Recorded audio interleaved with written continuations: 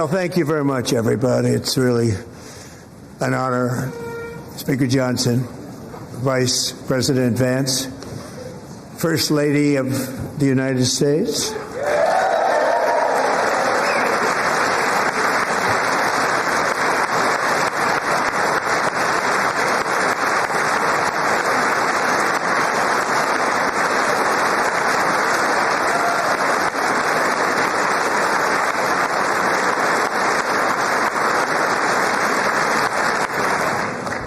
Second Lady of the United States,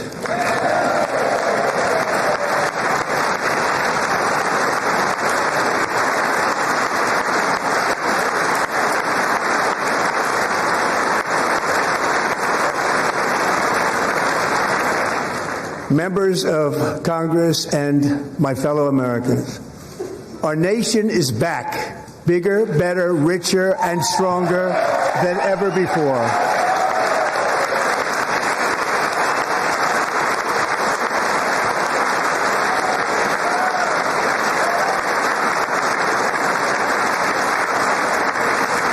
Less than 5 months from now, our country will celebrate an epic milestone in American history, the 250th anniversary of our glorious American independence. This July 4th, we will mark 2.5 centuries of liberty and triumph, progress and freedom in the most incredible and exceptional nation ever to exist on the face of the earth. And you've seen nothing yet. We're going to do better and better and better. This is the golden age of America.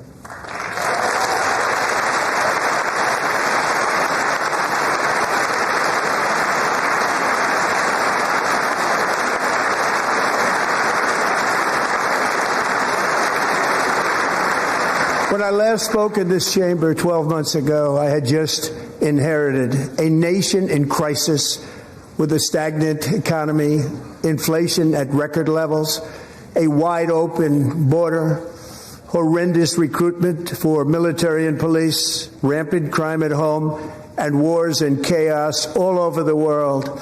But tonight, after just 1 year, I can say with dignity and pride that we have achieved a transformation like no one has ever seen before, and a turnaround for the ages. It is indeed a turnaround for the ages.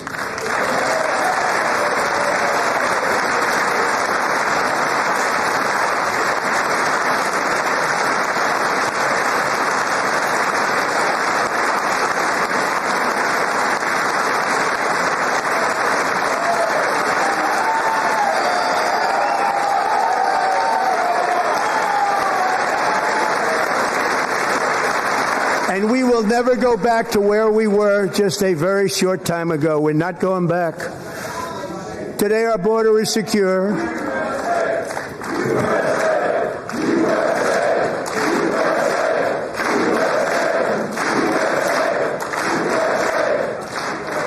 Thank you. Today our border is secure. Our spirit is restored. Inflation is plummeting. Incomes are rising fast. The roaring economy is roaring like never before, and our enemies are scared. Our military and police are stacked, and America is respected again, perhaps like never before.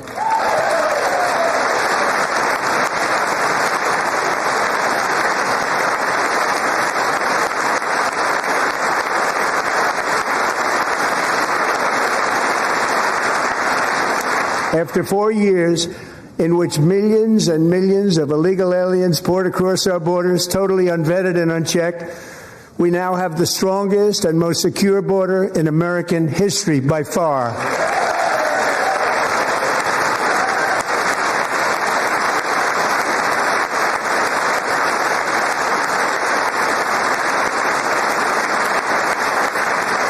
In the past 9 months, 0 illegal aliens have been admitted to the United States.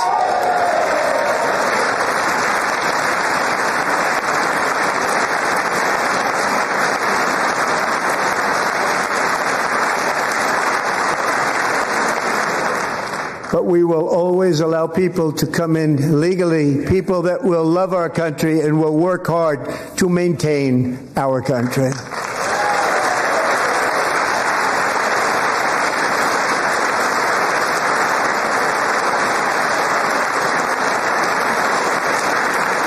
The flow of deadly fentanyl across our border is down by a record 56% in 1 year.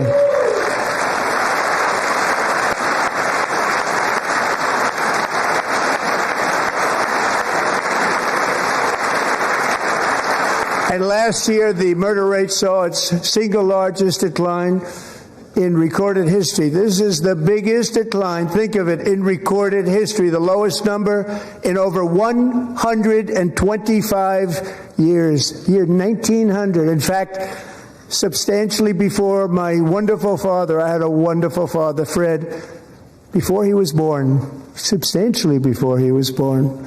That's a long time ago. He wouldn't like me to say that, but that's a long time ago. The Biden administration and its allies in Congress gave us the worst inflation in the history of our country. But in 12 months, my administration has driven core inflation down to the lowest level in more than 5 years. And in the last 3 months of 2025, it was down to 1.7%.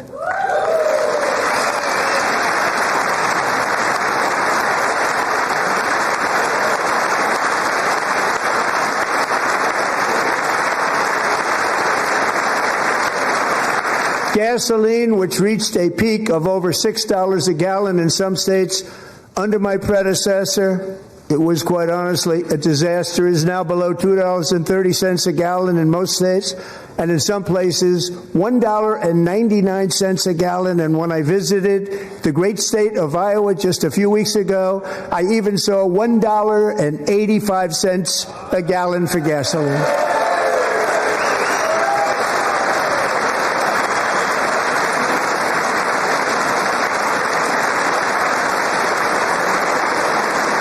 Mortgage rates are the lowest in 4 years and falling fast, and the annual cost of a typical new mortgage is down almost $5,000 just since I took office. 1 year. And low interest rates will solve the Biden-created housing problem while at the same time protecting the values of those people who already own a house that really feel rich for the first time in their lives. We want to protect those values. We want to keep those values up. We're going to do both. And we are going to keep it that way. The stock market has set 53 all-time record highs since the election. Think of that. 1 year. Boosting pensions, 401ks, and retirement accounts for the millions and millions of Americans. They're all gaining. Everybody's up, way up.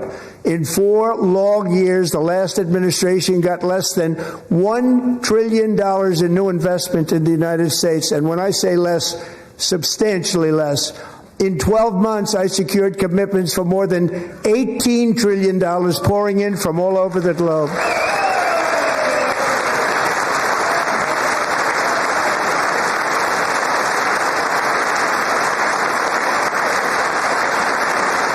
Think of it, much less than $1 trillion for 4 years versus much more than $18 trillion for 1 year. What a difference a president makes. A short time ago, we were a dead country.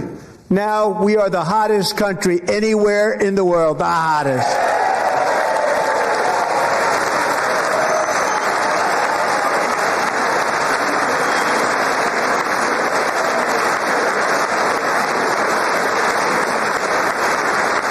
As thousands of new businesses are forming and factories, plants, and laboratories are being built, we have added 70,000 new construction jobs in just a very short period of time. It's getting bigger and bigger and stronger.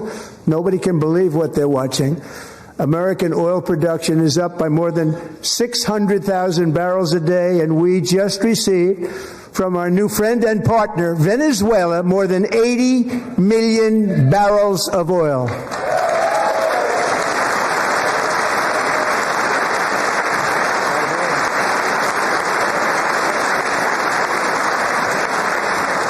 American natural gas production is at an all-time high because I kept my promise to drill, baby, drill.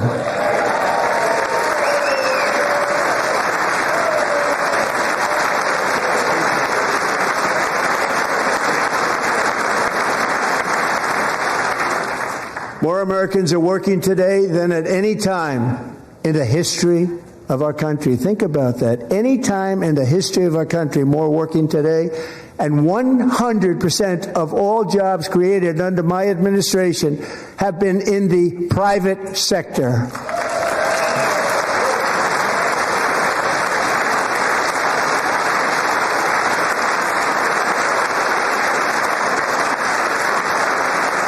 We ended DEI in America.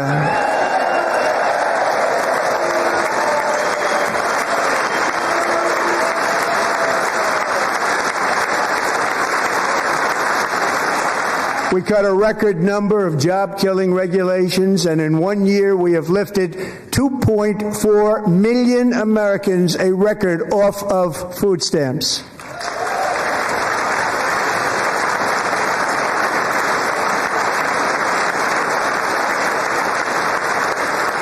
And for all of these reasons, I say tonight, members of Congress, the state of our union is strong.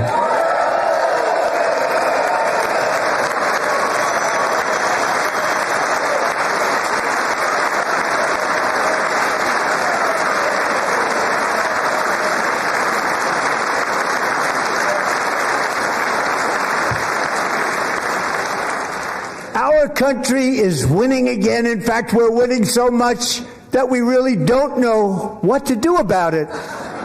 People are asking me, please, please, please, Mr. President, we're winning too much. We can't take it anymore. We're not used to winning in our country. Until you came along, we're just always losing, but now we're winning too much.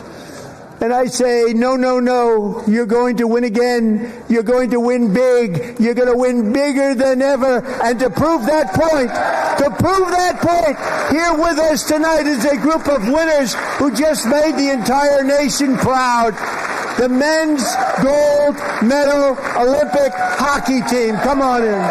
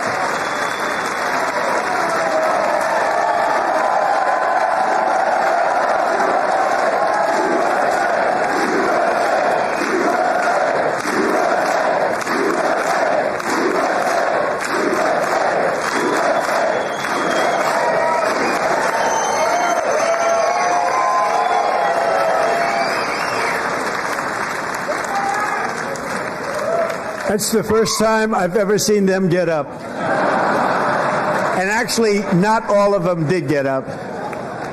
But they beat a fantastic Canadian team in overtime, as everybody saw, as did the American women who will soon be coming to the White House.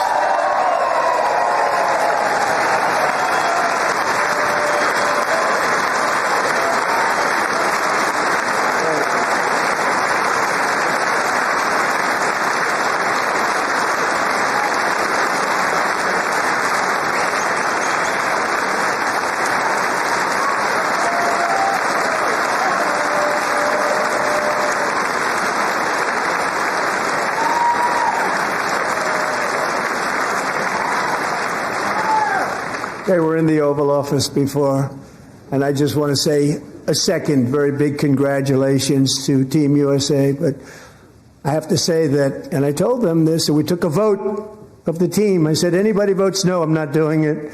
So they stood there, and they weren't about to say no, because I've never seen a goaltender play as well as goalie Connor Hellebuck.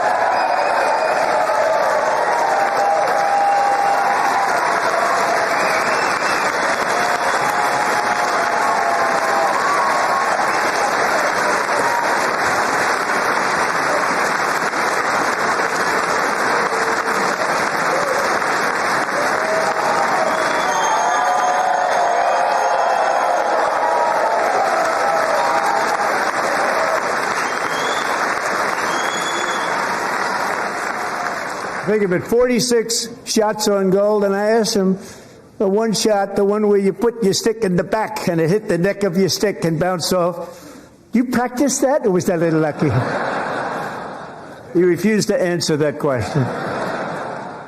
But I just want to tell you that the members of this great hockey squad will be very happy to hear, based on their vote and my vote, and in this case my vote was more important, that I will soon be presenting Connor with our highest civilian honor, which we will be given and which has been given to many athletes over the years.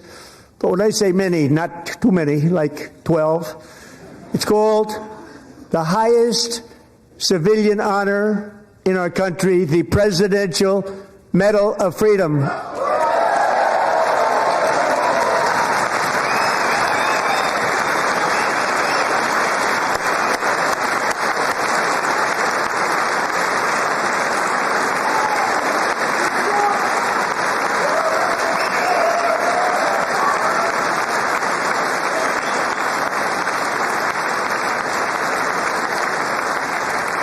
Great athletes have gotten that, very great, the best, and I thought he deserved it. And I did take a vote, every single one of them. I said, I'm not giving it if anybody goes no, and every single one of them rapidly put up their hand.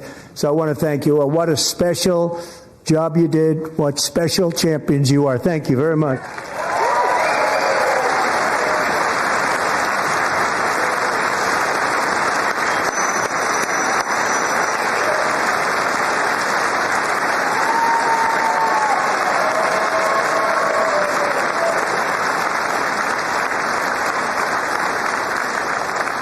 I'm also pleased to say that the next time the Olympic torch is lit, it will be here in America for the 2028 Olympics, and it's the summer version right in Los Angeles. We're going to do a good job in Los Angeles.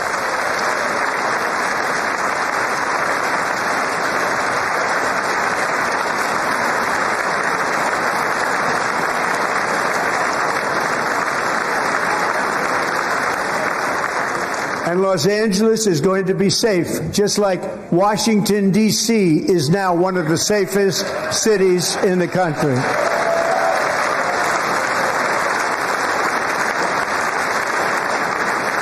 And this year, and I must say I got them both. I got them in my first term, and I was disappointed because I didn't think I'd be the president when this happened. But strange things took place. And now I've got them because I got the Olympics and I got the 2026 FIFA World Cup, and I wanted to claim the 250th, but I didn't get away with that one. I couldn't claim that one for myself. But we're getting the World Cup, so we have the World Cup and the Olympics coming, and that is exciting news.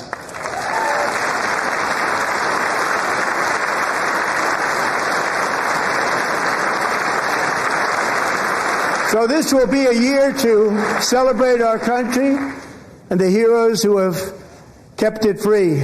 Men like Buddy Taggart. At age 17, Buddy volunteered to defend America in World War II, serving in the Pacific under the great General Douglas MacArthur. He fought bravely in the famous Battle of Manila, worked so hard.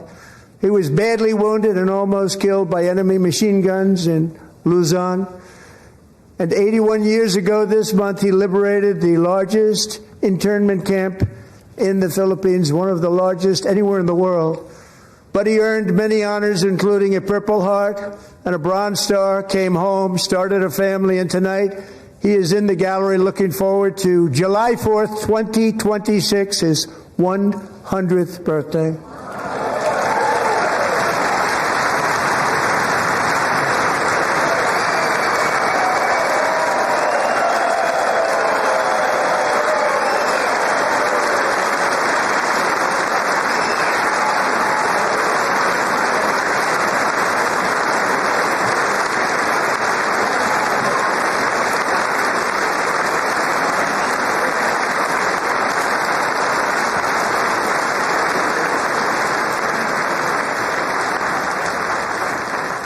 So, buddy, you're a brave man, and we salute you. Even in times of challenge, setback, and immense heartache, the spirit of 1776 has always shone through very brightly. It was July 4th of last year when floodwaters tore through a girls' summer camp in Central Texas, one of the worst things I've ever seen. I was there, rising 26 feet in the matter of minutes, tragically claiming many, many lives. You all remember that one. As the waters threatened to sweep her away, 11-year-old Millie Kate McClelland closed her eyes and prayed to God. She thought she was going to die. Those prayers were answered when Coast Guard rescue swimmer Scott Ruskin descended from a helicopter above. Nobody knew where he came from. It was Scott's first ever rescue mission, a young guy, but very brave, very, very top, always top in his class, and he lifted not just Millie Kate, but 164 others to safety.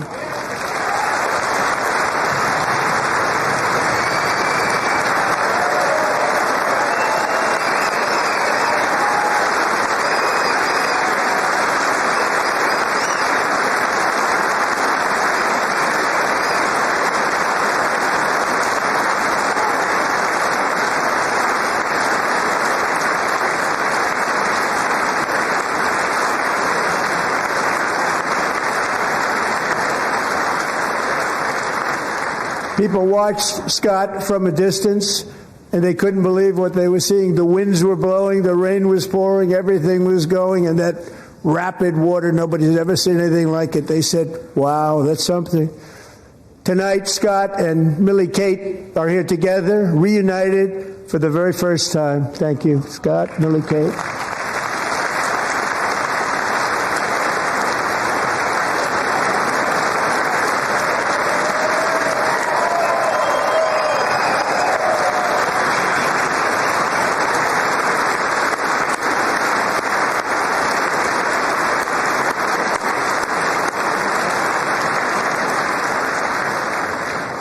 And Petty Officer Ruskin, I'm pleased to inform you that I am now awarding you the Legion of Merit for extraordinary heroism, which is what it was, extraordinary heroism. Thank you.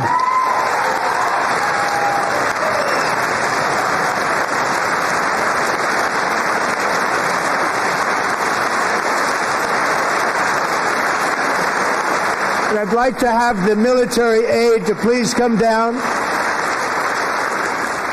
and take care of the service. Military aide, thank you very much. Take care of that very important service. Thank you very much. From 1776 to today, every generation of Americans has stepped forward to defend life, liberty, and the pursuit of happiness. And they're really doing it for the next generation. But now it's our turn. Together we're building a nation where every child has the chance to reach higher and go further, where government answers to the people, not the powerful, and where the interests of hardworking American citizens are always our first and ultimate concern. That is the debt we owe to the heroes who came before us, and that is the promise we must keep to America for our 250th year. Last year, I urged this Congress to begin the mission by passing the largest tax cuts in American history, and our Republican majorities delivered so beautifully. Thank you, Republicans.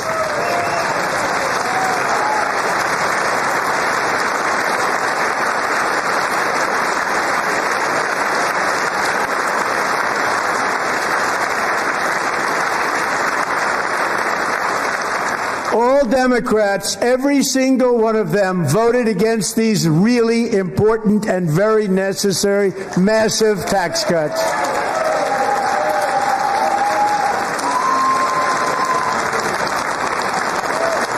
They wanted large-scale tax increases to hurt the people instead. But we held strong, and with the great, big, beautiful bill, we gave you no tax on tips, no tax on overtime, and no tax on Social Security for our great seniors.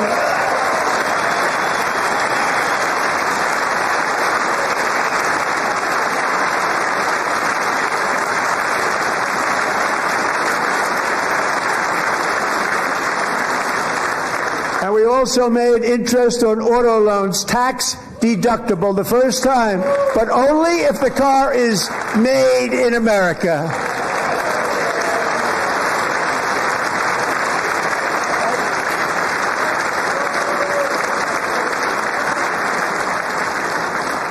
Recently in Pennsylvania, I met Megan Hemhauser, a devoted mom who's homeschools her children, beautiful, 2 children, during the day while waiting tables at night as her husband works overtime operating very heavy equipment.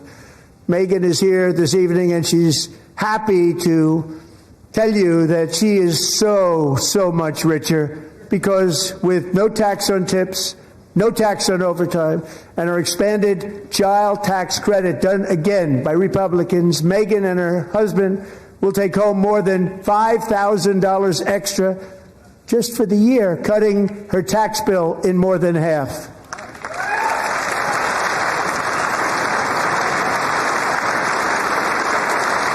Megan, please stand up. We're fighting for you, Megan.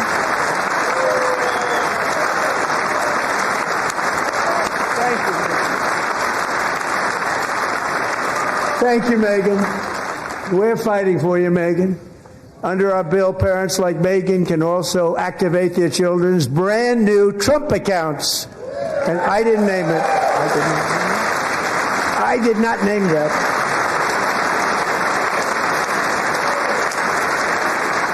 Nobody believes me, but I did not name it. It was named by a very tall man sitting right there in the third row. Nice man, a good man. Tax-free investment accounts for every American child. This is something that's so special and has taken off and gone through the roof.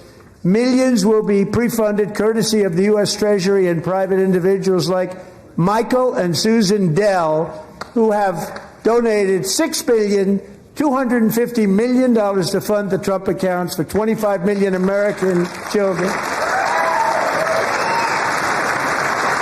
They're great people.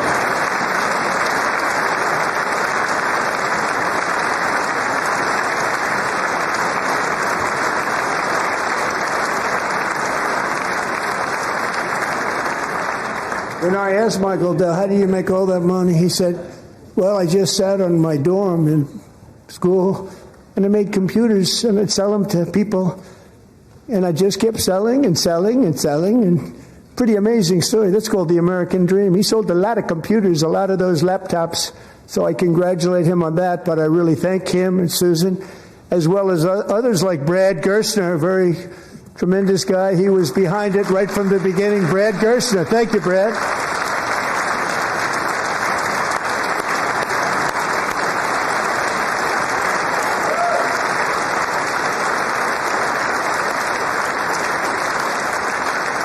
So with modest additional contributions, these young people's accounts could grow to over $100,000 or more by the time they turn 18. Think of it. How much money is that for somebody that started with nothing? Over 100,000, could be much more than that. To make this investment in our children's future, go to trumpaccounts.gov, trumpaccounts.gov. And a lot of people are doing it. It's setting every record in the book. It's popular. They knew what it was going to take. I'm so proud of them. I'm so proud of the people that got it started. And now it's just taken off. One of the primary reasons for our country's stunning economic turnaround, the biggest in history, where the Dow Jones broke 50,000 4 years ahead of schedule, and the S&P hit 7,000, where it wasn't supposed to do it for many years, were tariffs.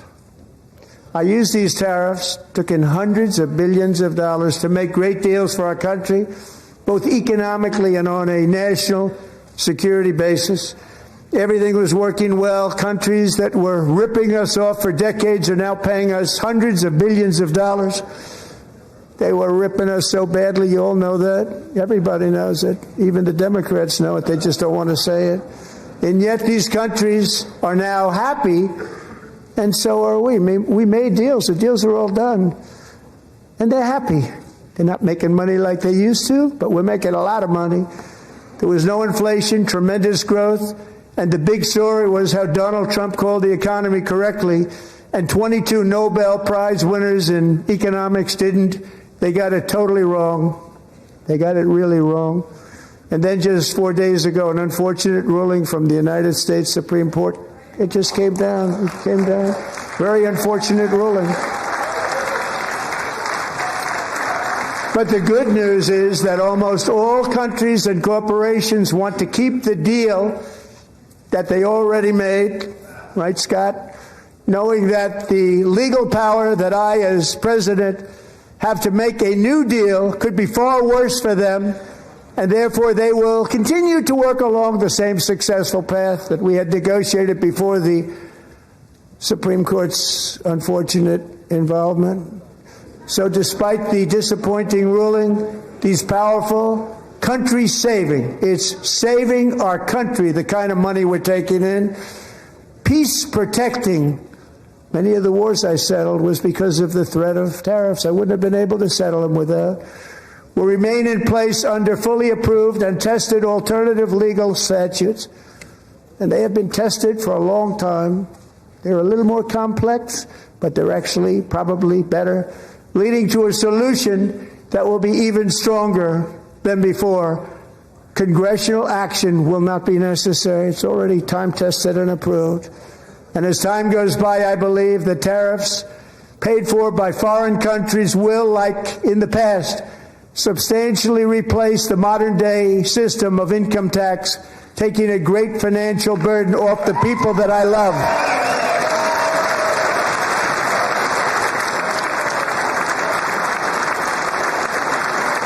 Right?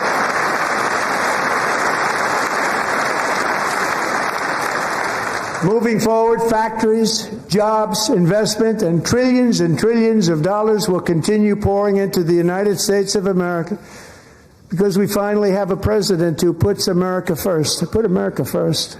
I love America.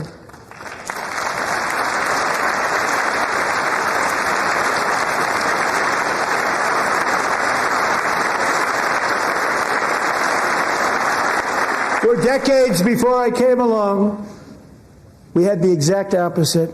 From trade to health care, from energy to immigration, everything was stolen and rigged in order to drain the wealth out of the productive, hardworking people who make our country great, who make our country run. Under Biden and his corrupt partners in Congress and beyond, it reached a breaking point with the Green New scam, open borders for everyone. They poured in by the millions and millions from prisons, from mental institutions. They were murderers, 11,888 murders. They came into our country. You allowed that to happen. And record-setting inflation that cost the typical family $34,000 in just a speck of time. Now the same people in this chamber who voted for those disasters suddenly used the word affordability, a word they just used it. Somebody gave it to them, knowing full well that they caused and created the increased prices that all of our citizens had to endure. You caused that problem. You caused that problem.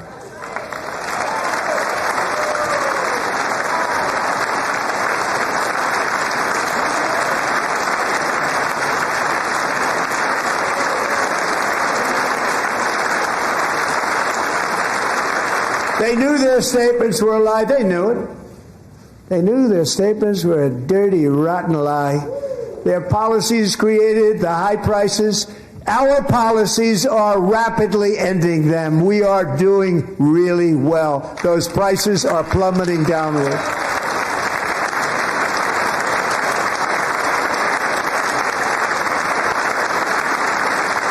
The price of eggs is down 60%, Madam Secretary. Thank you. The cost of chicken, butter, fruit, hotels, automobiles, rent is lower today than when I took office by a lot. And even beef, which was very high, is starting to come down significantly. Just hold on a little while. We're getting it down. And soon you will see numbers that few people would think were possible to achieve just a short time ago.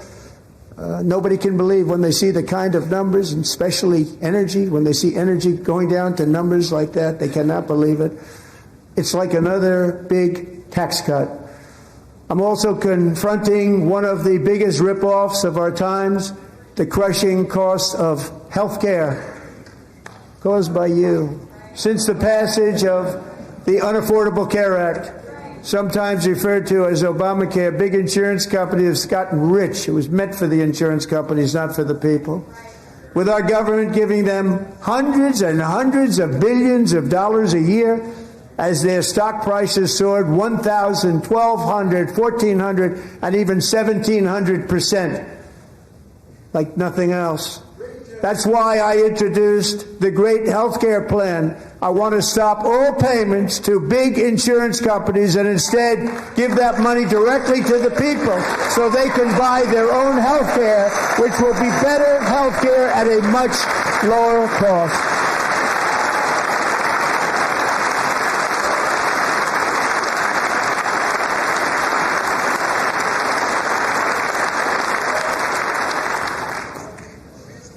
In addition, my plan requires maximum price transparency. That's a big deal. Sounds so simple, so big.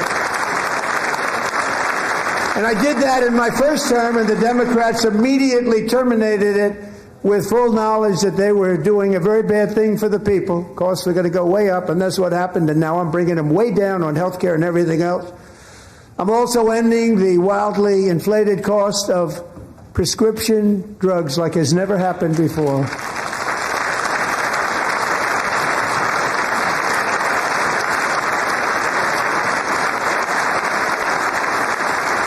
Other presidents tried to do it, but they never could. They tried. Most didn't try, actually. But they tried. They said they tried. They couldn't do it. They didn't even come close. They were all talk and no action, but I got it done. Under my just enacted most favored nation agreements, Americans who have for decades paid by far the highest prices of any nation anywhere in the world for prescription drugs will now pay the lowest price anywhere in the world for drugs. Anywhere. The lowest price.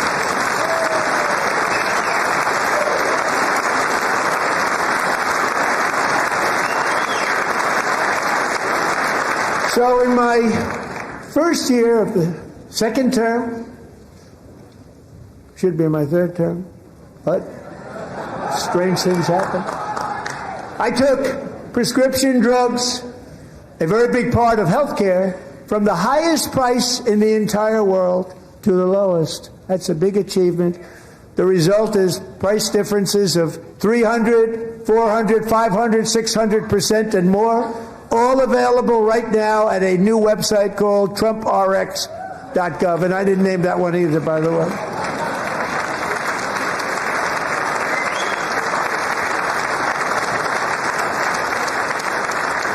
And here tonight is the very first customer ever to get that big discount, and it is big, Catherine Rayner. For 5 years, she and her husband have struggled with infertility, and they turned to IVF. One drug has been costing Catherine $4,000 to purchase. But a few weeks ago, she logged onto the TrumpRx website and got that same drug that cost $4,000, got it for under $500, a reduction of much more, actually, than $3,500. Catherine, we are all praying for you, and you're going to be a great mom.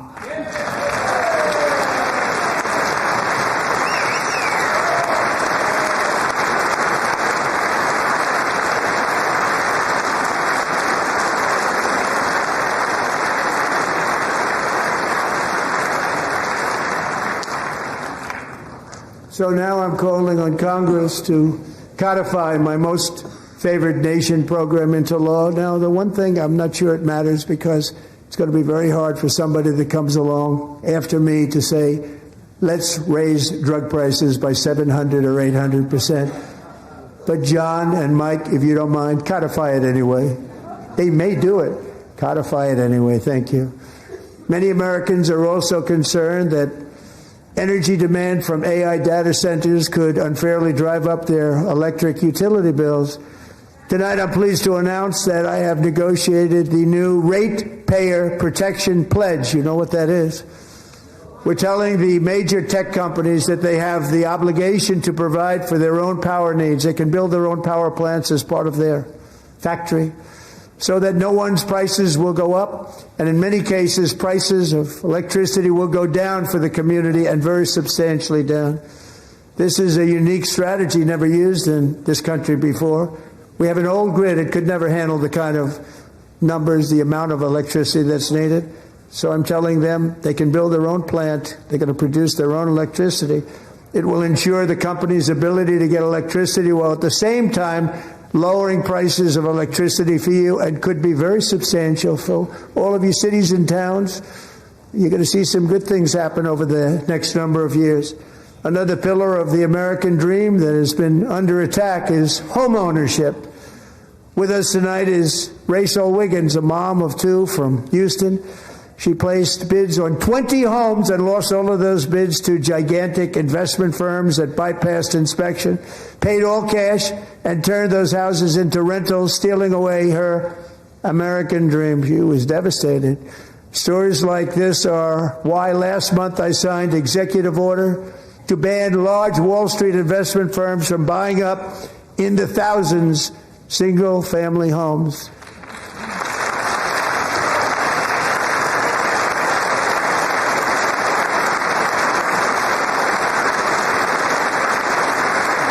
And now I'm asking Congress to make that ban permanent, because homes for people, really, that's what we want. We want homes for people, not for corporations. Corporations are doing just fine. Rachel, thank you very much. Good luck with your home. You'll get one soon.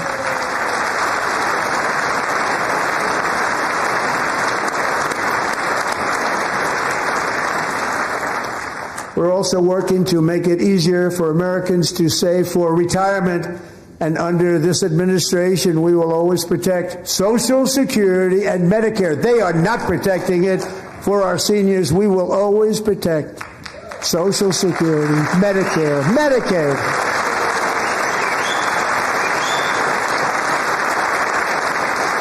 Since I took office, the typical 401k balance is up by at least $30,000. That's a lot of money.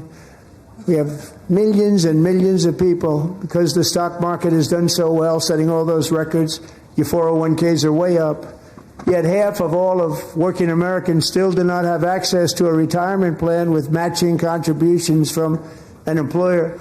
To remedy this gross disparity, I'm announcing that next year my administration will give these oft-forgotten American workers, great people, the people that built our country, access to the same type of retirement plan offered to every federal worker. We will match your contribution with up to $1,000 each year. As we ensure that all Americans can profit from a rising stock market, let's also ensure that members of Congress cannot corruptly profit from using insider information.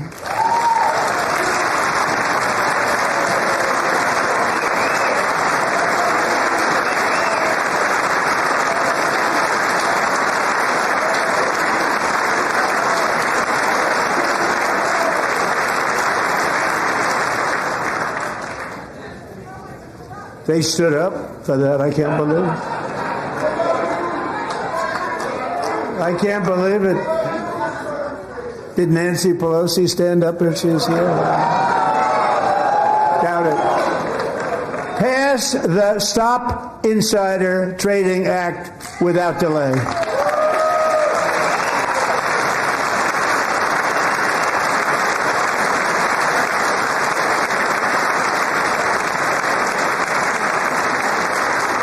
I wasn't sure if anybody even on this side was going to applaud for that. I'm very impressed. Thank you. I'm very impressed. But when it comes to the corruption that is plundering, it's plundering America. There's been no more stunning example than Minnesota, where members of the Somali community have pillaged an estimated $19 billion from the American taxpayer. We have all the information. And in actuality, the number is much higher than that. And California, Massachusetts, Maine, and many other states are even worse. This is the kind of corruption that shreds the fabric of a nation, and we are working on it like you wouldn't believe.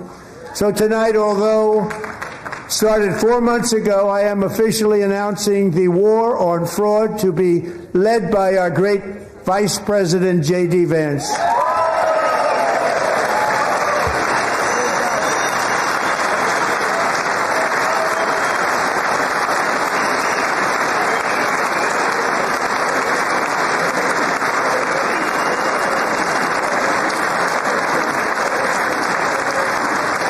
Get it done. And if we're able to find enough of that fraud, we will actually have a balanced budget overnight. It'll go very quickly. That's the kind of money you're talking about. We'll balance our budget. The Somali pirates who ransacked Minnesota remind us that there are large parts of the world where bribery, corruption, and lawlessness are the norm, not the exception.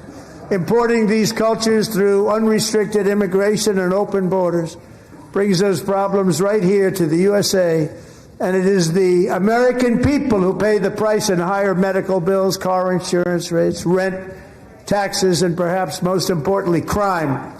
We will take care of this problem. We're going to take care of this problem. We are not playing games. Delilah.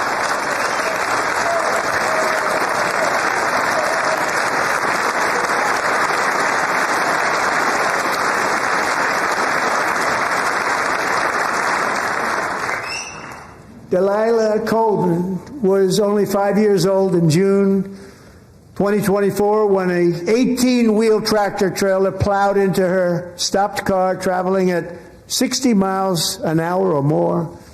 The driver was an illegal alien let in by Joe Biden and given a commercial driver's license by open borders politicians in California. Doctors said Delilah would never be able to walk or talk, have a good life. She wouldn't even be able to eat again. But against all odds, she is now in the first grade learning to walk. And she's here this evening with her dad, Marcus, a fantastic man. Delilah, please, you are a great inspiration. Please stand up.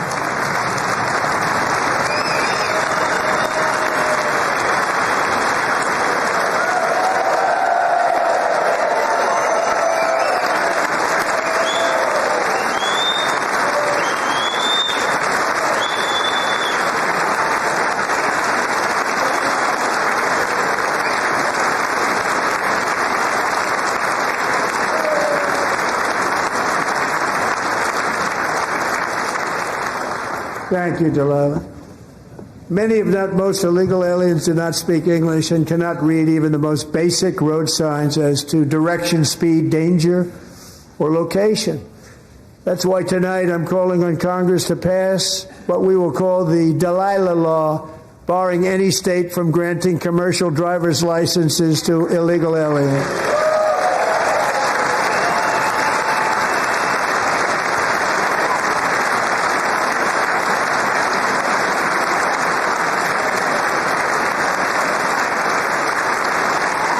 Yesterday, as you probably saw at the White House, I hosted a ceremony with Americans who lost their treasured loved ones to the scourge of illegal immigration. People came into our country, how we allowed this to happen with our open borders. These are the angel moms and families that for decades our government betrayed and our media totally ignored. It was terrible. Hard to believe, actually. In 2023, a 16-year-old high school cheerleader named Elizabeth Medina was supposed to perform in her town's Christmas parade, but she never arrived. Her mother, Jacqueline, went home to look for her, and she found her lying dead in a bathtub, bleeding profusely after being stabbed 25 times.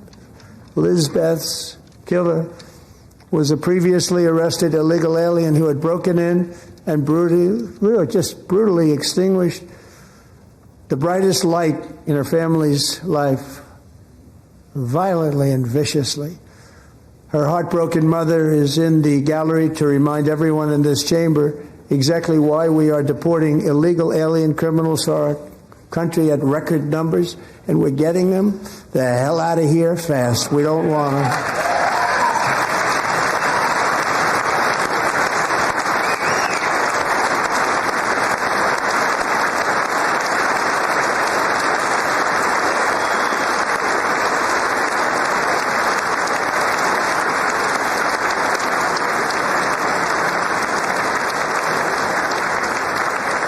Thank you very much, Jacqueline. Thank you. We can never forget that many in this room not only allowed the border invasion to happen before I got involved, but indeed they would do it all over again if they ever had the chance. If they ever got elected, they would open up those borders to some of the worst criminals anywhere in the world. The only thing standing between Americans and a wide open border right now is President Donald J. Trump and our great Republican patriots in Congress. Thank you. Thank you.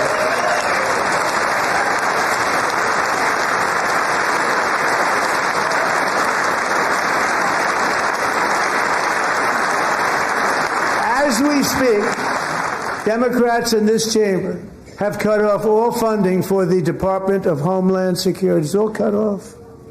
It's all cut off. They have instituted another Democrat shutdown, the first one costing us 2 points on GDP. 2 points we lost on GDP, which probably made them quite happy, actually. Now they have closed the agency responsible for protecting Americans from terrorists and murderers. Tonight I'm demanding the full and immediate restoration of all funding for the border security, homeland security of the United States, and also for helping people clean up their snow. We have no money because of the Democrats, and it would be nice. We'd love to give you a hand at cleaning it up, but you gave no money. Nobody's getting paid. It's a shame. So you have to think about it. We have, in case you didn't know, a pretty large snowstorm out there. One of the great things about the State of the Union is how it gives Americans the chance to see clearly what their representatives really believe. So tonight I'm inviting every legislator to join with my administration in reaffirming a fundamental principle. If you agree with this statement, then stand up and show your support. The first duty of the American government is to protect American citizens, not illegal aliens.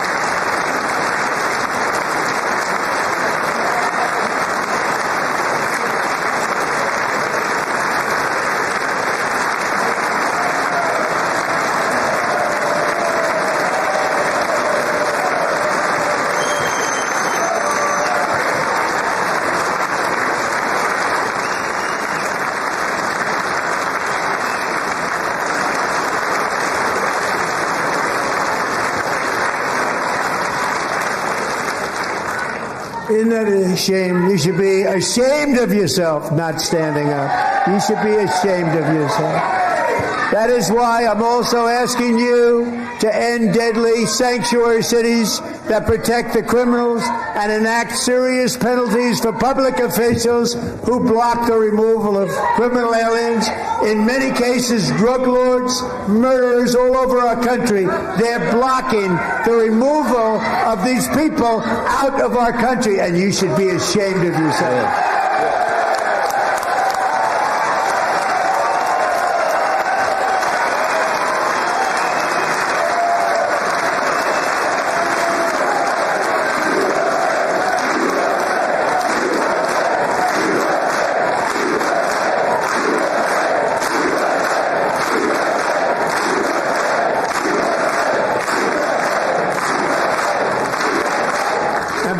most importantly, I'm asking you to approve the Save America Act.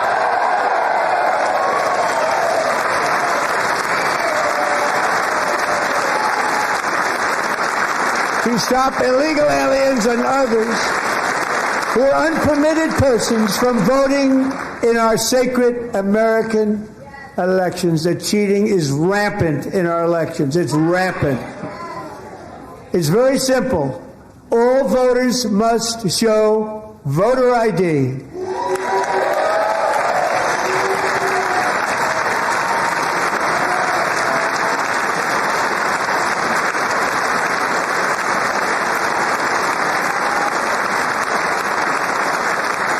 Voters must show proof of citizenship in order to vote.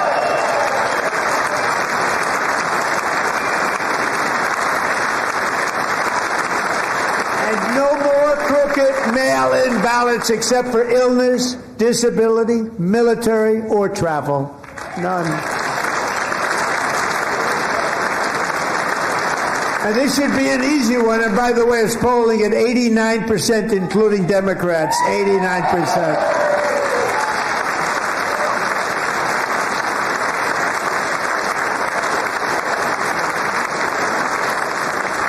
And even the new communist mayor of New York City, I think he's a nice guy, actually. Speak to him a lot. Bad policy, but nice guy. Just said they want people to shovel snow. They got hit hard. Wants them to shovel snow, but if you apply for that job, you need to show 2 original forms of ID and a Social Security card. Yet they don't want identification for the greatest privilege of them all, voting in America. No, it's no good. No good. Both Republicans and Democrats overwhelmingly agree on the policy that we just enunciated, and Congress should unite and enact this common sense, country-saving legislation right now, and it should be before anything else happens.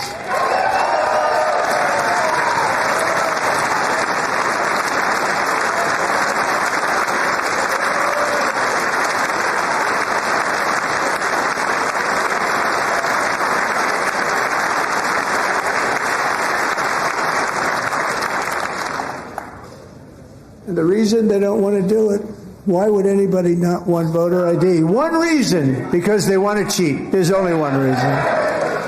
They make up all excuses. They say it's racist. They come up with things. You almost say, what imagination they have. They want to cheat. They have cheated. And their policy is so bad that the only way they can get elected is to cheat. And we're going to stop it. We have to stop it, John.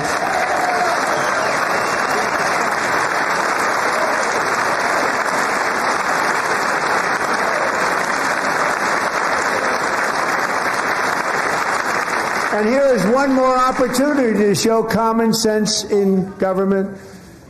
In the gallery tonight are Sage Blair and her mother, Michelle. In 2021, Sage was 14 when school officials in Virginia sought to socially transition her to a new gender, treating her as a boy and hiding it from her parents. Hard to believe, isn't it? Before long, a confused Sage ran away from home after she was found in a horrific situation in Maryland. A left-wing judge refused to return Sage to her parents because they did not immediately state that their daughter was their son. Sage was thrown into an all-boys state home and suffered terribly for a long time.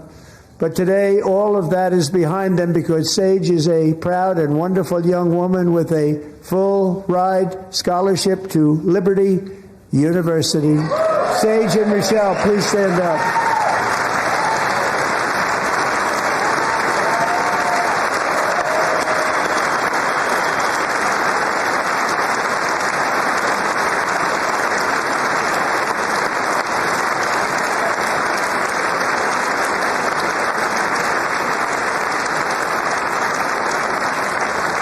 And thank you for your great bravery. And who can believe that we're even speaking about things like this?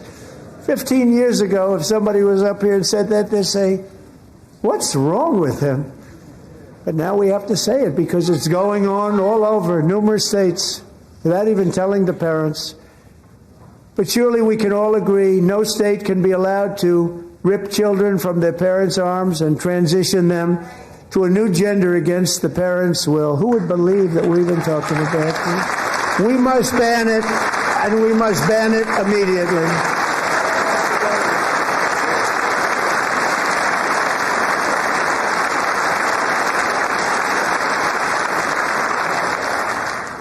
Look, nobody stands up. These people are crazy, I'm telling you. They're crazy.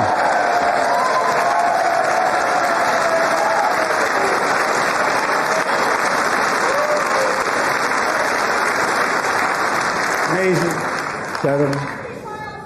Boy, oh boy. We're lucky we have a country. With people like this, Democrats are destroying our country, but we've stopped it just in the nick of time, didn't we?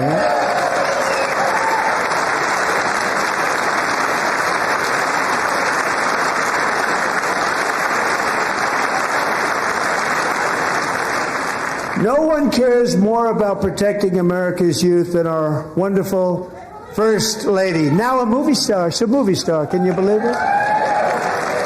Who would have believed that? Over the past year, she has had an incredible impact championing AI legislation, advancing a landmark executive order on foster care, and helping secure $30 million to launch the Melania Trump Foster Youth to Independence Initiative. It's a tremendous, really a tremendous thing that happened and had a lot of bipartisan support. She gets much better bipartisan support than I do. I get none. She gets a lot. Someday you're going to have to tell me how you did that. And students and educators in every state have joined the First Lady's efforts in the presidential AI challenge, keeping America's next generation positioned to succeed and strongly succeed in the future. Tonight we welcome two young people whose lives reflect the First Lady's impact, Sierra Burns and Everest Nevermont. Thank you both, and Melania, thank you. I know how hard you worked on it. Thank you very much.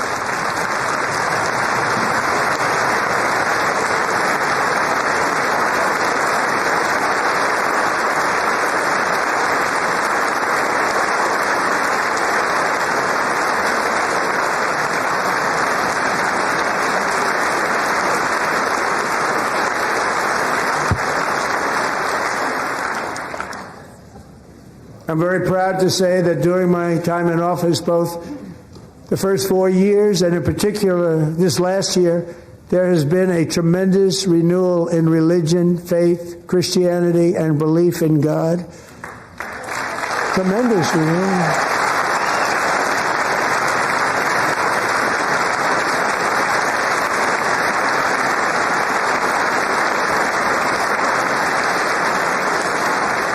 This is especially true among young people, and a big part of that had to do with my great friend, Charlie Kirk, a great guy, great man.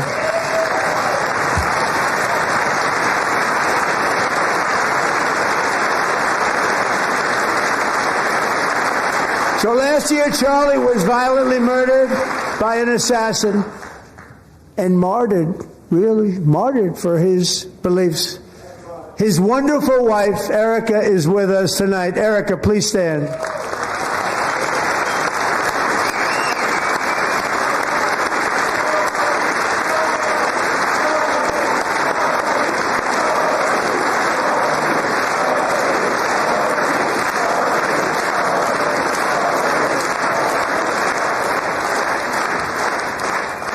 Thank you, Erica. Been through a lot. In Charlie's memory, we must all come together to reaffirm that America is one nation under God, and we must totally reject political violence of any kind.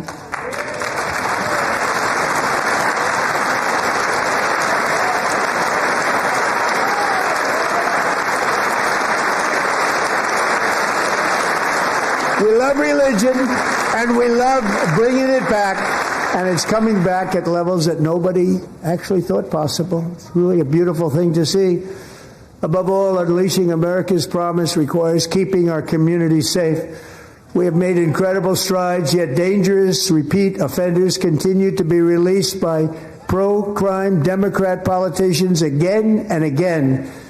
We are honored to be joined tonight by a woman who's been through hell, Anya Zaretska. In 2022, she and her beautiful daughter, so beautiful, what a beautiful young woman, Irina, fled war-torn Ukraine to live with relatives near Charlotte, North Carolina. And by the way, what's going on with Charlotte? Last summer, 23-year-old Irina was riding home on the train when a deranged monster who had been arrested over a dozen times and was released through no cash bail stood up and viciously slashed a knife through her neck and body. No one will ever forget. There were people on that train. No one will ever forget the expression of terror on Irina's face as she looked up at her attacker in the last seconds of her life. She died instantly. She had escaped a brutal war only to be slain by a hardened criminal set free to kill in America. Came in through open borders. Mrs. Zaretska, tonight I promise you we will ensure justice for your magnificent daughter, Irina.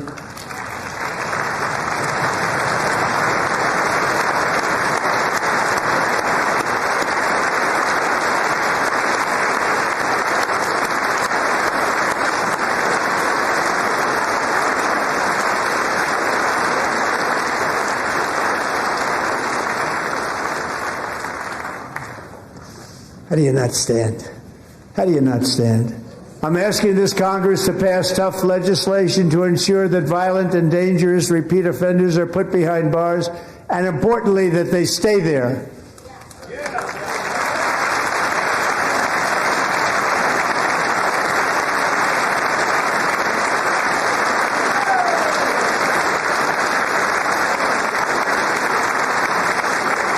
Starting last summer, I deployed our National Guard and federal law enforcement to restore law and order to our most dangerous cities, including Memphis, Tennessee, big success, New Orleans, Louisiana, big success, and our nation's capital itself, Washington, D.C., where we have almost no crime anymore in Washington, D.C. How did that happen?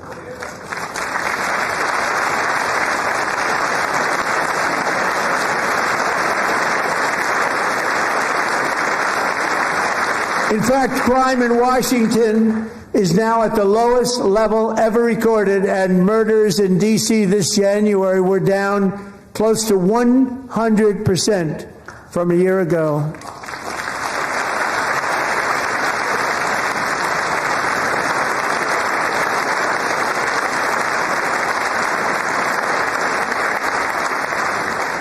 They don't like to hear that. One of the sick people, one of the brave service members who helped achieve this stunning turnaround was 20-year-old West Virginia Army National Guard Specialist Sarah Beckstrom. After a 4-month deployment, she voluntarily extended her service, and her rank was going to be lifted. She was doing so well. They were so proud of her.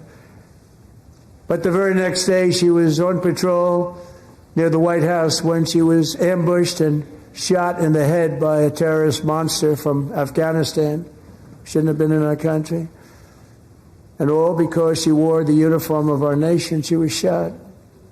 He traveled here because he didn't like people wearing our uniform. He was sick and deranged. Shouldn't have been in our country.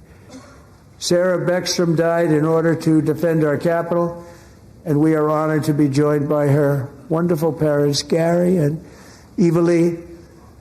Your daughter was a true American patriot, and she will be greatly missed. She was a great person. I saw reports on her. They've never seen anything like her.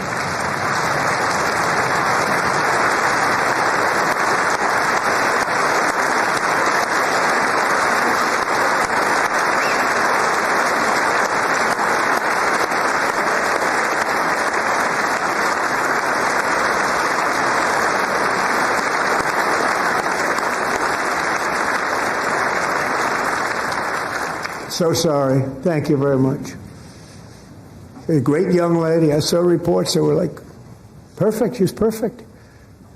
Serving alongside Sarah that day was Staff Sergeant Andrew Wolf. The terrorist shot Andrew in the head, and no one thought he could possibly make it. The two of them, Sarah and Andrew, both shot violently in the head. Neither was expected to make it. They weren't even given a chance, except his wonderful mother, named Melody, who I spoke to the same night, and she was so positive. The doctors thought that Andrew was gone, but his mother said, no, Mr. President, Andrew will be fine. He's going to make it. I've never seen anything like it. I mean, he was given almost no chance. She said, I have no doubt, sir, he's going to be okay. This was a conversation that I had with her that night, with her son laying helplessly in bed, blood all over. Everybody is praying, she said, sir, he will be okay. The doctors didn't understand what she was saying, and after looking at the results of the damage done, neither did I. She was so strong and conclusive that even Andrew's great father felt she didn't really understand the gravity of the situation. But she turned out to be right. Right, Melanie? She turned out to be right.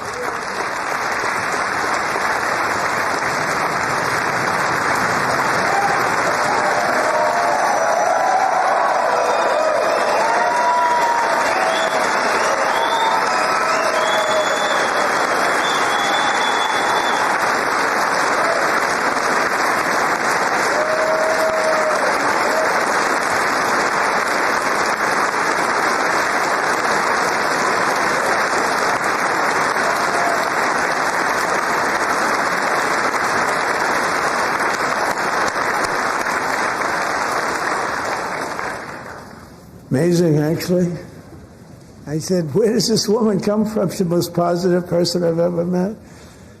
With God's help, Andrew has battled back from the edge of death, and we're talking about the edge of death, on his way to a miraculous recovery. He's got a little work to do, but he's doing great. Nice to see you. He's a good-looking guy. Nice to see you. Thanks, Andrew. Thank you very much.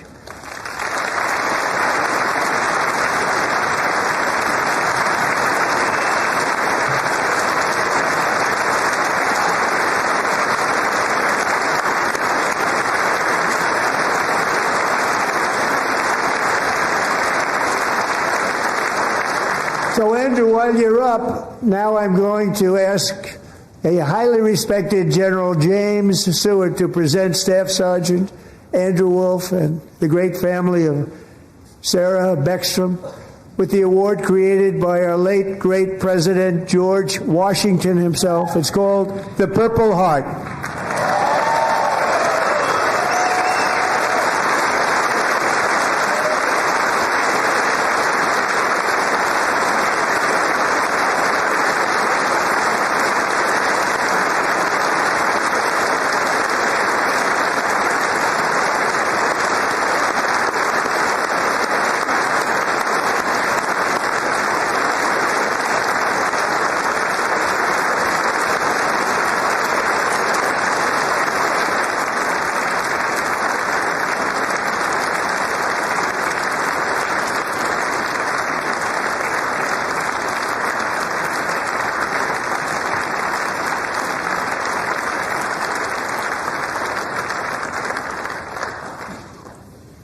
We love you all.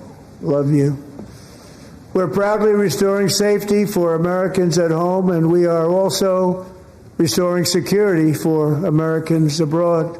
Our country has never been stronger. My first 10 months, I ended 8 wars, including Cambodia. Isn't it funny? Sick people. Cambodia and Thailand.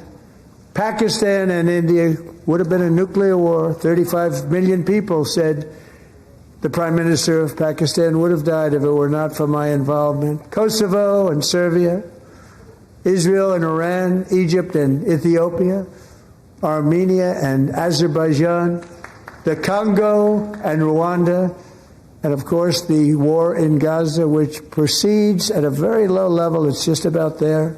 And I want to thank Steve Witkoff and Jared Kushner for your help. Thank you, Steve. Thank you, Jared.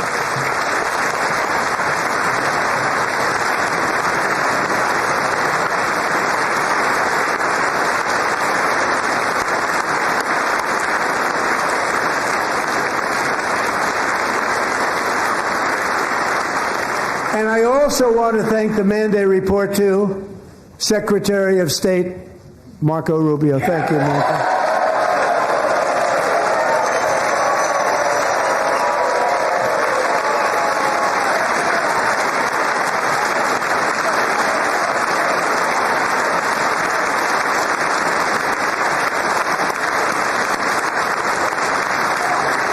People don't like you. You know, Marco got 100% of the votes when he was in confirmation. I think our next one was about 54%. And some of the Democrats are now saying, I can't believe we approved that guy. And he said it's an honor that they feel that way. Right, Marco? You have done a great job, great Secretary of State. I think he'll go down as the best ever.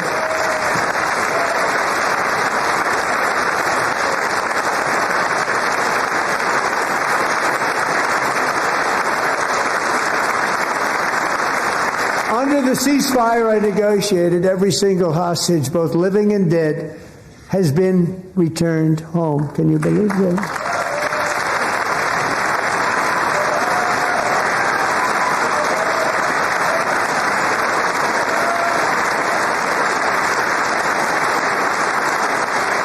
Nobody thought it was possible. Nobody thought that was possible. Both living and dead. And those parents who had a dead son, their boy, they'd always tell me their boy, they wanted him as much as though he were living. It was an amazing period of time. And they came back, and when we got all of the living hostages back, and many, many before them, but I always said those last 20 are going to be very tough, but we got many, many more, hundreds. But I said those last 20 are going to be tough. We got them back. But we only got back 14 or 15 of the dead, of the 28. And believe it or not, Hamas worked along with Israel, and they dug, and they dug, and they dug.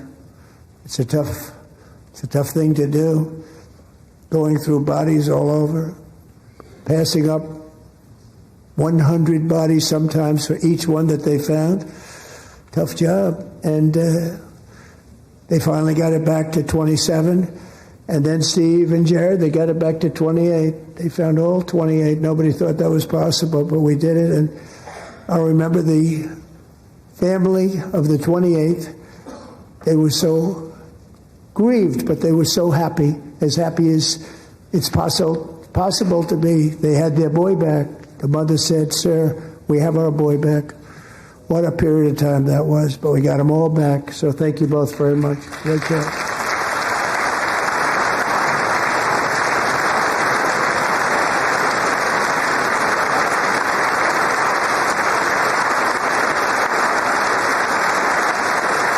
And we're working very hard to end the ninth war, the killing and slaughter between Russia and Ukraine, where 25,000 soldiers are dying each and every month. Think of that, 25,000 soldiers are dying a month. A war which would have never happened if I were president. Would have never happened. As president, I will make peace wherever I can, but I will never hesitate to confront threats to America wherever we must. That's why in a breakthrough operation last June, the United States military obliterated Iran's nuclear weapons program with an attack on Iranian soil known as Operation Midnight Hammer.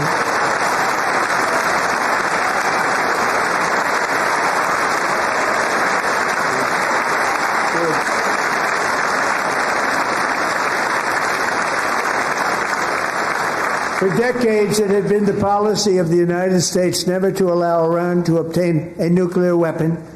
Many decades. Since they seized control of that proud nation 47 years ago, the regime and its murderous proxies have spread nothing but terrorism and death and hate. They've killed and maimed thousands of American service members and hundreds of thousands and even millions of people. with what's called roadside bombs. They were the kings of the roadside bomb. And we took out Soleimani. I did that during my first term. Had a huge impact. He was the father of the roadside bomb.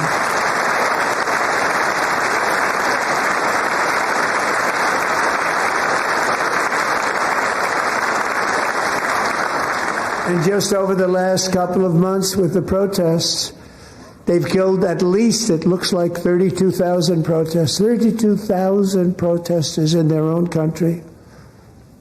They shot them and hung them. We stopped them from hanging a lot of them with the threat of serious violence. But this is some terrible people. They've already developed missiles that can threaten Europe and our bases overseas, and they're working to build missiles that will soon reach the United States of America. After Midnight Hammer, they were warned to make no future attempts to rebuild their weapons program, and in particular, nuclear weapons. Yet they continue. They're starting it all over. We wiped it out, and they want to start all over again, and are at this moment again pursuing their sinister ambitions. We are in negotiations with them. They want to make a deal, but we haven't heard those secret words. We will never have a nuclear weapon. My preference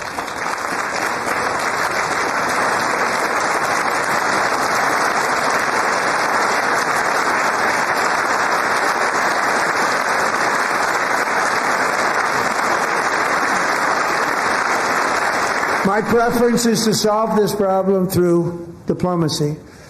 But one thing is certain, I will never allow the world's #1 sponsor of terror, which they are by far, to have a nuclear weapon. Can't let that happen.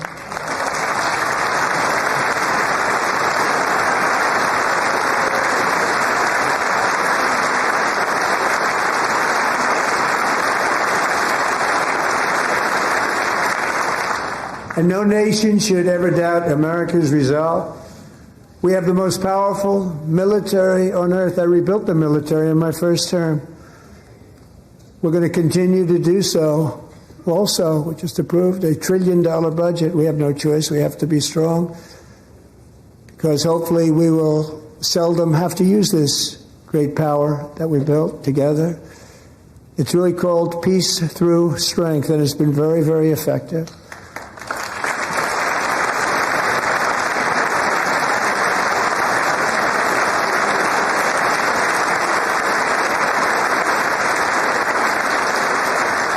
So thanks to Republicans in Congress, we're investing that record number of dollars, have no choice, in the United States Armed Forces.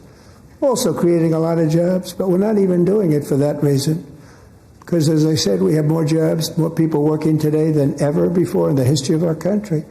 And NATO countries are friends and allies. They are. They're our friends and they're our allies. Have just agreed at my very strong request to pay 5% of GDP for military defense rather than the 2%, which they weren't paying. We were paying for almost all of NATO. Now they're paying 5 as opposed to not paying 4.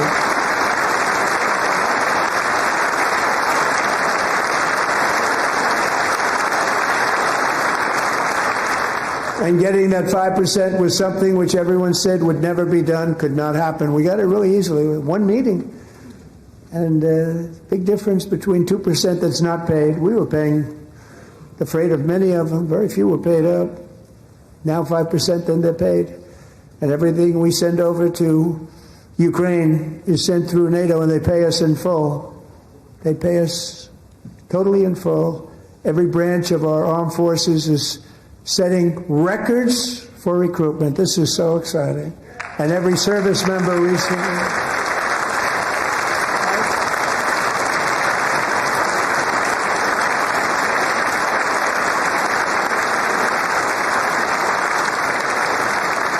And every service member recently received a warrior dividend of $1,776.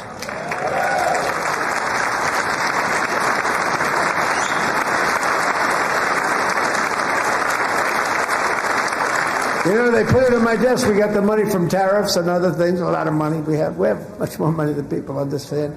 Have to rebuild that program a little bit, but it won't take long. But we got the money, and it was $1,775, and they wanted my approval. And I said, what's the number? $1,775. I said, wait a minute. For $1 more, we can have $1,776. It's going to... I said, we're going to figure that. I never asked anybody if we could afford it. $1 more. I said, $1,776. And I said, that's good. And I'll tell you what, our military, that was 4 months ago, our military, I never see a person in the military that doesn't thank me for it, so we're honored to do it. They deserve it. And we call it 1776. It was great. And we love our military. We love our law enforcement. We love our firemen. You know, the firemen don't get mentioned enough. We love our firemen. We're also...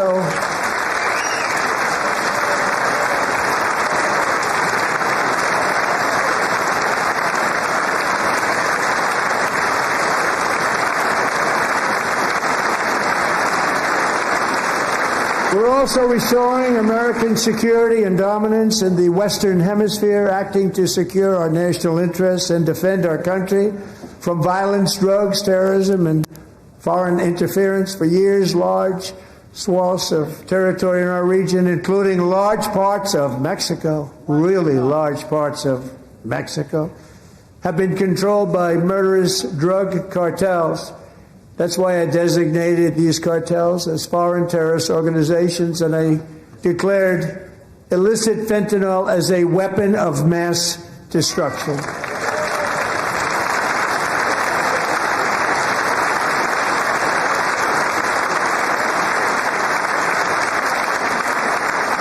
And with our new military campaign, we have stopped record amounts of drugs coming into our country and virtually stopped it completely coming in by water or sea. You probably noticed that. We very seriously damaged their fishing industry also. Nobody wants to go fishing anymore. We've also taken down one of the most sinister cartel kingpins of all. You saw that yesterday. In January,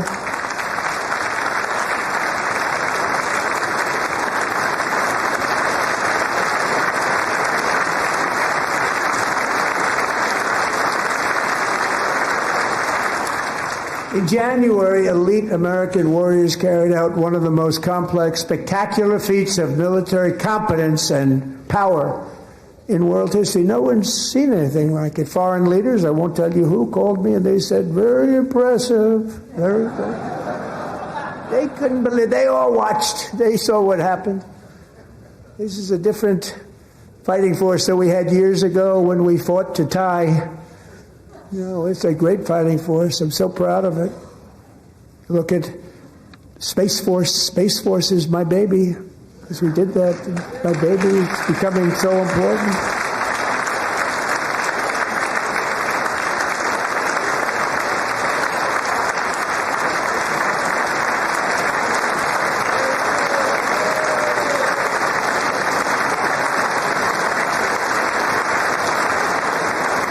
And America's armed forces overwhelmed all defenses and utterly defeated an enemy, good fighters, to end the reign of outlaw dictator Nicolas Maduro and bring him to face American justice.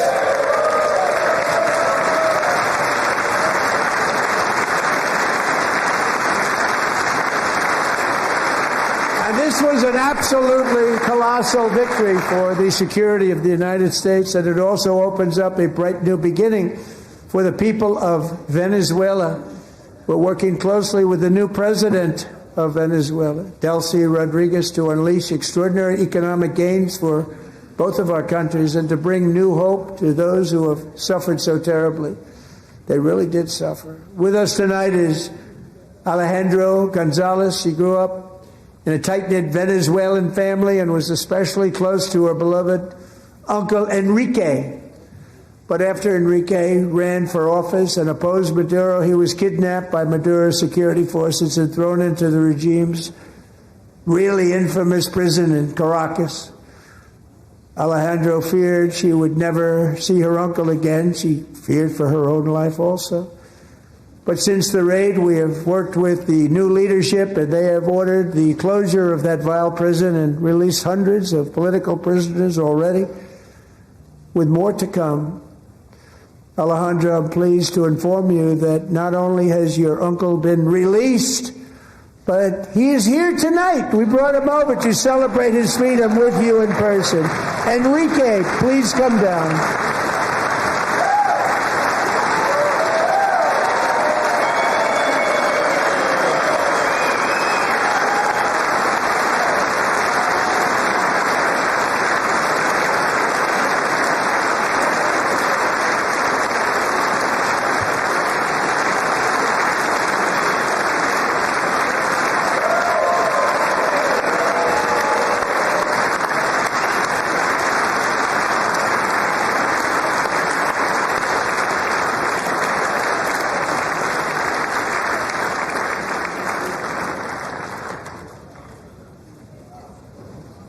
Thank you, Enrique. Have a good time. Nice to have you back, Enrique. There were many heroes on that January raid to capture Maduro. Really great heroes. It was very dangerous. They knew we were coming. They were all set. But the deeds of one warrior that night will live forever in the eternal chronicles of military valor. Chief Warrant Officer 5, Eric Slover, planned the mission and was the flight lead in the cockpit of the first helicopter, a big, beautiful, powerful helicopter. It was a massive Chinook carrying, as you can imagine, many, many American warfighters. Wearing the dog tags, his wife Amy had blessed with holy water before he left. She knew it was going to be a rough one. Eric steered the Chinook under the cover of night and descended swiftly upon Maduro's heavily protected military fortress. This was a major military instance of soldiers and guarded by Russian and Chinese military technology. How did that work out? Not too good. While preparing to land, enemy machine guns fired from every angle, and Eric was hit very badly in the leg and hip, one bullet after another. He absorbed 4 agonizing shots, shredding his leg into numerous pieces. And yet, despite the fact that the use of his legs was vital to successful helicopter flight, legs are the most important part of flying a helicopter, to deliver the many commandos who would capture and detain Maduro was the only thing Eric was thinking about. Then, even as he was gushing blood, which was flowing back down the aisle, helicopter lands at a steep angle. The machine guns stood right in front of him. They were right in front of him, 2 machine gunners who escaped the wrath of the previous planes. Eric maneuvered his helicopter with all of those lives and souls to face the enemy and let his gunners eliminate the threat. Turned the helicopter around so the gunners could take care of business, saving the lives of his fellow warriors from what could have been a catastrophic crash deep in enemy territory. Only after safely landing the helicopter with all the warriors aboard in the exact right spot, which was vital to the mission, we probably would have had to maybe cancel the mission if that didn't happen. Eric told his co-pilot, also wounded but not as gravely, to take over. I'm about ready to pass out. The success of the entire mission and the lives of his fellow warriors hinge on Eric's ability to take the searing pain. It was unbelievable what's happened to his legs of the bullets and keep on flying and landing, and people knew what was happening. Everybody in the back of the helicopter knew because they saw the blood pouring down the aisle. Chief Warrant Officer Slover is still recovering from his serious wounds, but I'm thrilled to say that he is here tonight with his wife Amy, Eric, and Amy, come on in.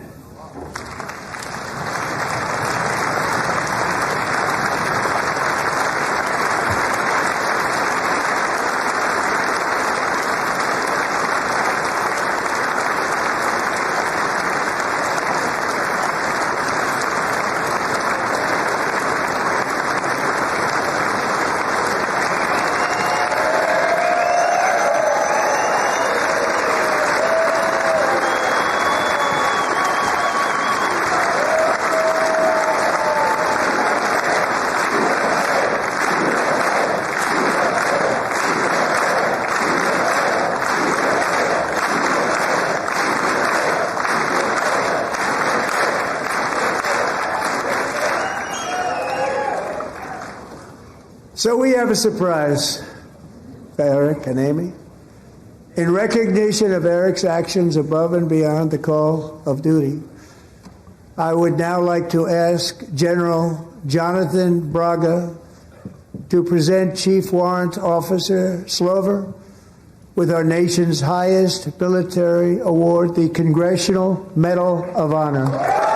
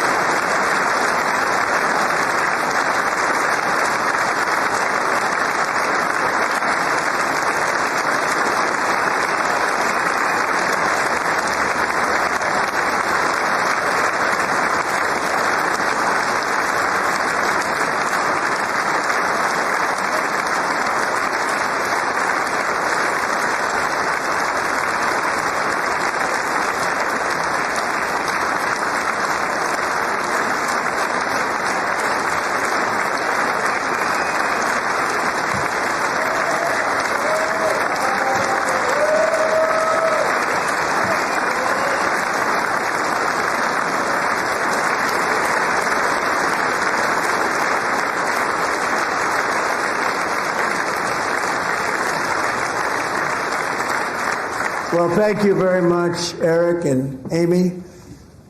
Great to get to know you. I met with them and with a lot of their fellow warriors at Fort Bragg recently.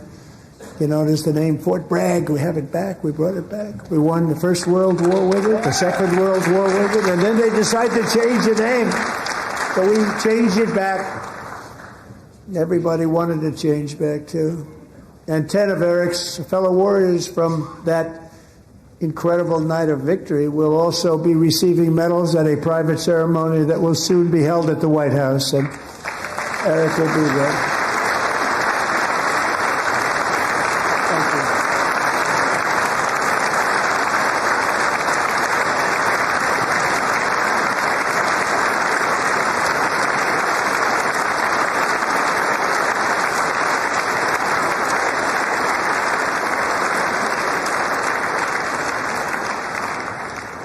Thank you, Eric. That's a big one. Tonight we've celebrated many truly extraordinary American patriots, but there is one last living legend to honor before we go.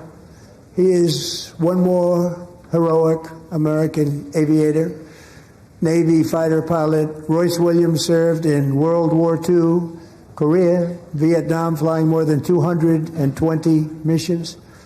In disguise over Korea in 1952, Royce was in the dogfight of a lifetime, legendary dogfight. Flying through blizzard conditions, his squadron was ambushed by 7 Soviet fighter planes. It was his first aerial combat of the war, and despite being massively outnumbered and outgunned, Royce led the takedown of 4 enemy jets and almost destroyed the others, vanquishing his adversaries while taking 263 bullets to his own plane and being seriously hurt. His story was secret for over 50 years. He didn't even want to tell his wife, but the legend grew and grew. But tonight, at 100 years old, this brave Navy captain is finally getting the recognition he deserves. He was a legend long before this evening. Royce, please stand up, and I will ask the First Lady of the United States to present Captain Royce Williams with his Congressional Medal of Honor.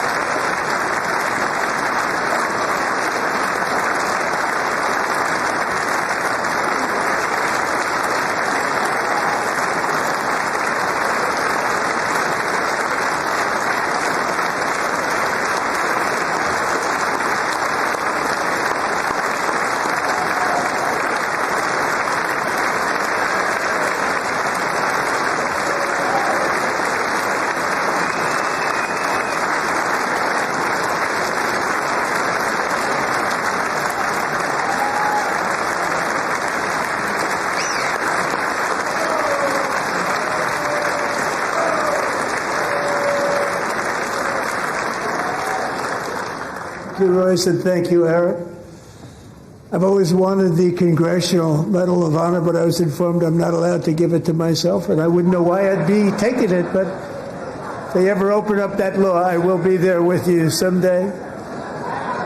But you know, that's our highest honor, Congressional Medal of Honor, and that's a big thing, and it's an honor to be in the same room with you. Thank you both very much, Eric. Thank you.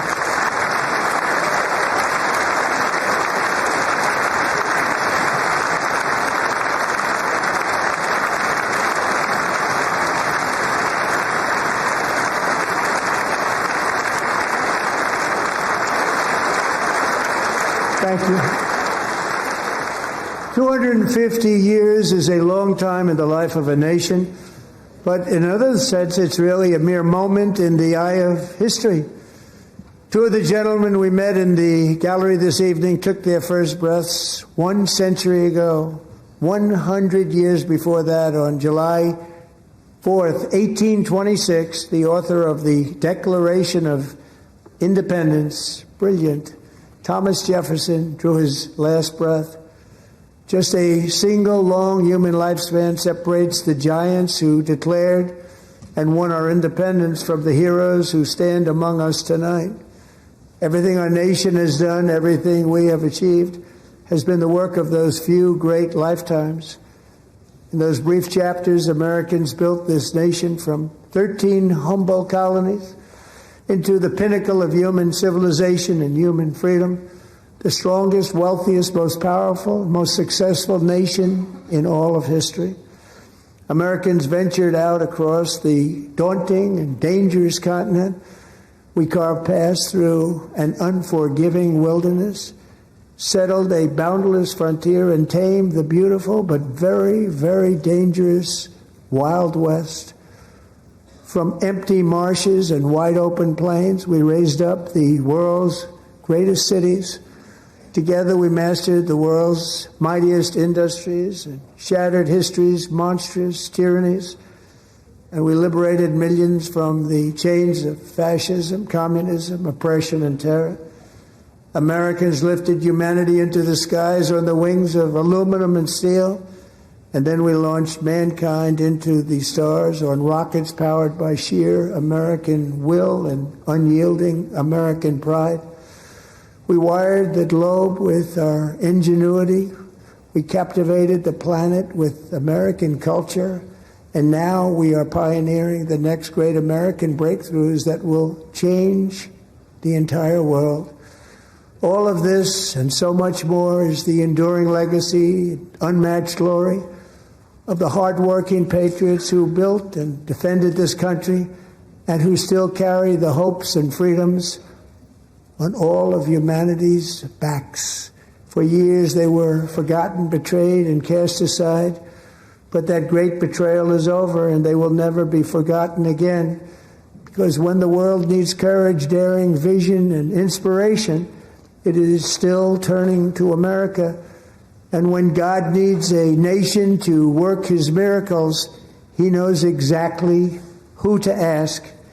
There is no challenge Americans cannot overcome, no frontier too vast for us to conquer, no dream too bold for us to chase, no horizon too distant for us to claim.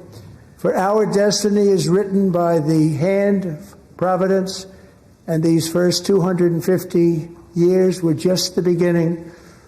From the rugged border towns of Texas to the heartland villages of Michigan, from the sun-kissed shores of Florida to the endless fields of the Dakotas, and from the historic streets of Philadelphia to right here in our nation's capital, Washington, D.C., the golden age of America is upon us. The revolution that began in 1776 has not ended. It still continues because the flame of liberty and independence still burns in the heart of every American patriot. And our future will be bigger, better, brighter, bolder, and more glorious than ever before. Thank you, God bless you, and God bless America.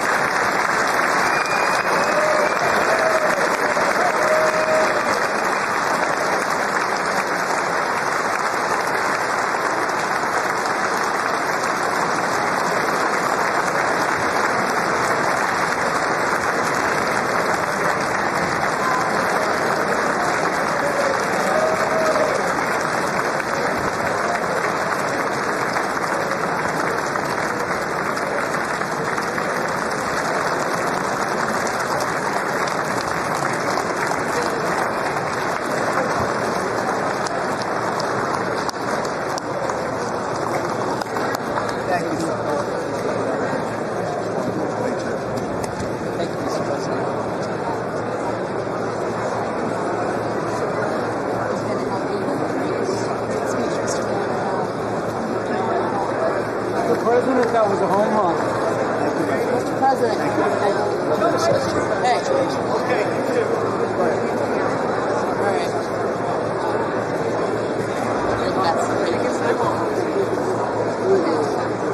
Good job. Thank you. Thank you. Very well done, sir. We'll see you Friday, Mr. President. Great job. Oh, good. See you. See you. Thank you. Well done. God bless. Good job, Mr. President. Good Thank you. Excellent speech, Mr. President. Absolutely. Thank you. Mr. President. That's Mr. President. Thank you. That's happened. Mr. President. Thank you. Where you going, man?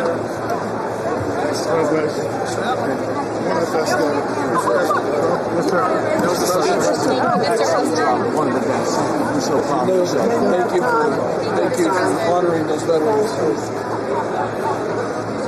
Luger. Good. I think you should take the rest of the day off. I think we have to. We're going to have to. Thank you. All right, guys. You killed it. Thank you, Virginia. What a great Thank you. It was amazing. It really was. Home run. Really a grand slam. America loves you, Loss. Thank you. It was amazing. America loves you. Oh, look at this guy. I like that guy. I want that guy. Give me that tie. Thank you. Hey, take that. Put it down. Initial. Just an initial. I like that tie.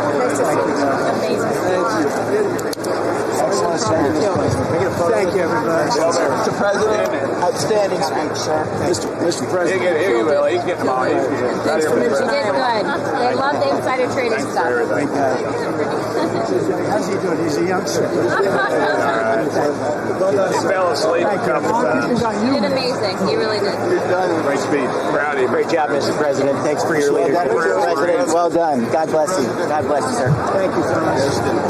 No best speech yet. Fantastic. That's a big statement coming from you guys. Great job. Yes, sir. Love the finish. Home run here. Great job. Thank you, everybody. Great job. Great. Thank you. Thank you, everybody. That was the best speech. Thank you very much. Really, the best ever? That's a nice coming from you. That's a big statement. It's also the longest. Great job, Congratulations. also the longest. Thank you so much. Thank you. Still need to talk to you. Congratulations, Mr. President. Thank you. Mr. President. That's great. That's great.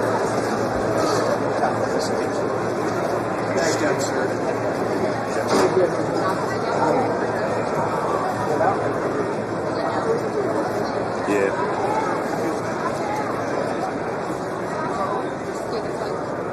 Can we go out?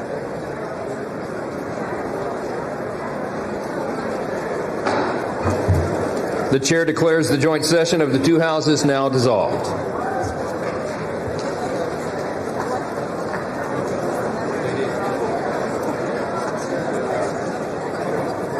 All right, buddy. This is kind of weird.